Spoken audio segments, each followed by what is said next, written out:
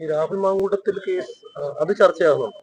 ഞങ്ങൾ ഈ നാണം കെട്ട കേസൊന്നും ചർച്ച ചെയ്യാൻ ആഗ്രഹിക്കുന്നില്ല. അതൊക്കെ അത് ഇതുപോലെ ഒരു ക്രൈമാണ്. ഒരു നാണം കെട്ട ഒരു പിന്നെ മാനസിക രോഗിയായി മാറിയ ഒരാൾ ഒരു വല്ലാത്ത മാനസികാവസ്ഥയിൽ കാണുന്ന വികൃതമായ ക്രിമിനൽ പ്രവർത്തനങ്ങളെ ഒന്നും ഞങ്ങൾ തിരഞ്ഞെടുപ്പില്ല. അതൊന്നും പറഞ്ഞ് വോട്ട് പിടിക്കേണ്ട കാര്യം LDF ഇല്ല. LDF കൊണ്ടുവന്ന വികസന പ്രവർത്തനങ്ങൾ, നല്ല കാര്യങ്ങൾ, ക്ഷേമ പ്രവർത്തനങ്ങൾ പാവപ്പെട്ടവരിലേക്ക് അത് എത്തി എന്ന അഭിമാനത്തോടെ പറഞ്ഞുകൊണ്ട് ഞങ്ങൾക്ക് വോട്ട് പിടിക്കാം. അല്ലാതെ ഈ ഓരോ യൂസ്ലെസ് ആൾക്കാർ, വളരെ ക്രിമിനൽ മൈൻഡുള്ള ആൾക്കാർ, ജന്മനാ ക്രിമിനൽ വാസനയുള്ളവർ കാണിക്കുന്ന വൃത്തികേടുകൾ പ്രസംഗിച്ച് കിടക്കാൻ നമുക്ക് ലജ്ജയില്ല. നമ്മളതൊന്നും ചെയ്യില്ല. അതൊന്നും ഒരു സബ്ജക്റ്റ് അല്ല.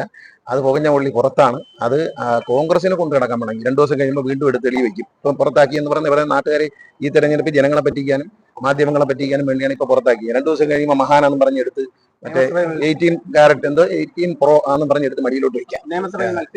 അതും മത്സരിക്കും. അതും അവര് രാജ്യസഭയ്ക്ക് സീറ്റ് കൊടുത്തുകൊണ്ട് നിയമസഭ വലിയ 18 പ്രോ മാക്സോ എന്തോ ആണെന്നാണ് പറയുന്നത്. ആ സൈസ് സാധനങ്ങളൊക്കെ എടുത്ത് മടി വെച്ചോളും. അതൊക്കെ വെക്കുമല്ലോ, നമ്മൾ കണ്ടിട്ടുണ്ടല്ലോ. ഇത് പറയാനൊന്നുമില്ല. ഇപ്പൊ തൽക്കാലം ജനങ്ങളുടെ മുമ്പിൽ കണ്ണിപ്പൊടിയിടാൻ വേണ്ടിയല്ലോ ഈ പുറത്താക്കലും പ്രാഥമിക അംഗത്തിൽ നിന്ന് പുറത്താക്കി എന്നൊക്കെ സാങ്കേതികമായി തന്നെ തെറ്റാന്നാ പറഞ്ഞത്. AICCയുടെ അനുവാദം വാങ്ങിച്ചിട്ട് പുറത്താക്കാന്ന് പറഞ്ഞത്. അത് വാങ്ങിയാണ് ചെയ്തിരിക്കുന്നത്. KPCC പ്രസിഡന്റ് പുറത്താക്കിയിരിക്കുന്നു, ഇനി അകത്താക്കിയിരിക്കുന്നു. കുറച്ച് ദിവസം കഴിയുമ്പോൾ പറയും. അയാൾ ആദ്യം ഒളിവിന്ന് പുറത്ത് വരട്ടെ. അയാളെത്തിന് ഒളിച്ചു നടക്കുന്നേ?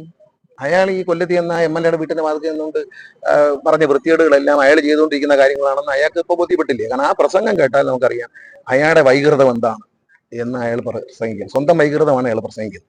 അയാളെ വിഷയമൊന്നും ഒരു സബ്ജക്റ്റ് അല്ല. ഈ തെരഞ്ഞെടുപ്പിൽ ജനങ്ങളെ സംബന്ധിച്ച് അതൊരു വിഷയമല്ല. ഞങ്ങളെ സംബന്ധിച്ച് ഒരു വിഷയം. ഞങ്ങൾ നന്മയുടെ കൂടെ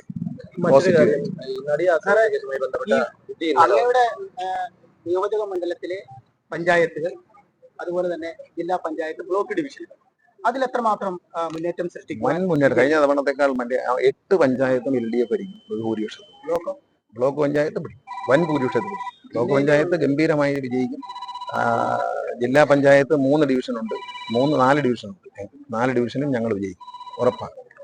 കഴിഞ്ഞ നമ്മൾ നഷ്ടപ്പെട്ടതും കൂടെ ഞങ്ങൾ തിരിച്ചു പിടിക്കും ഈ പ്രാവശ്യം. പ്രതിപക്ഷത്തിന് കുറച്ചെങ്കിലും അല്ല, അതൊക്കെ അവർ കിട്ടും. അത് കിട്ടേണ്ട കിട്ടിക്കോളും. കാരണം പറയാൻ വിഷയം ഇല്ലാത്തതുകൊണ്ട് ഇച്ചിരി കുറയും. നല്ല വിഷയം ഉണ്ടെങ്കിൽ ഞങ്ങൾ സ്വീകരിക്കും. കാരണം രാഷ്ട്രീയ ബോധമുള്ളവരാണ് കേരളത്തിലെ ജനങ്ങൾ.